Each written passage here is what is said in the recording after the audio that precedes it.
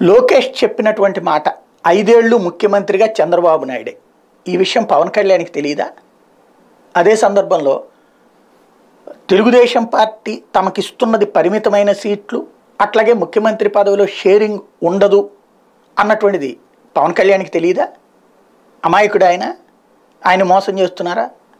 ఆ మాట అనుకుంటే జనం మోసపోయినట్టు, ఆయన నమ్మిన వాళ్ళు మోసపోయినట్టు. ఆయనకి అంతా తెలుసు. ఆయనకి ఒక సైకలాజికల్ ఫీలింగ్ ఉంది. 2014లో పార్టీ పెట్టాం, ఇప్పటిదాకా మనకంటూ రిప్రజెంటేటివ్స్ లేరు, ఒక్కటే క్రిందసారి గెలిస్తే అతను పోయాడు, మనమే ఓడిపోయాం, కాబట్టి ఎట్టి పరిస్థితుల్లో ఈ దఫా అసెంబ్లీలోకి తను అడుగు పెట్టాలన్నటువంటిది ఆయన ఫీలింగ్. అందుకోసం అన్నిటికీ త్యాగం చేస్తున్నారు.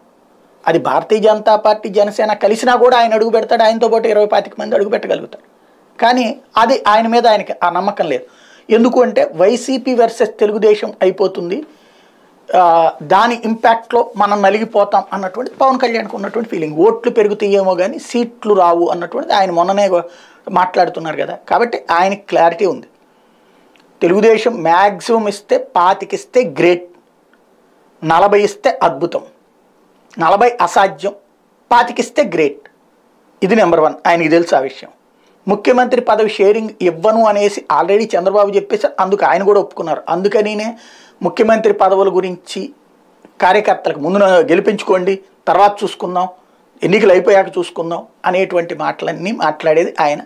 ఫస్ట్ కాపు ఓట్లు, తనని నమ్మే కాపుల ఓట్లు, తనని నమ్మే ఇతర సామాజిక వర్గ ఓట్లు తెలుగుదేశానికి చేర్చేస్తే ఆ తర్వాత భవిష్యత్తులో ఎప్పుడైనా ఆయనే చెప్పారు కదా 10 ఏళ్ల పొత్తు అన్నటువంటిది. కాబట్టి మొదట 5 ఏళ్ళు చంద్రబాబు చేస్తే ఆ తర్వాత పవన్కి లోకేష్కి కల్పిస్తారేమో అన్నటువంటిది ఆయన నమ్మకం. అది తెలియనోడు అమాయకుడేం కాదు.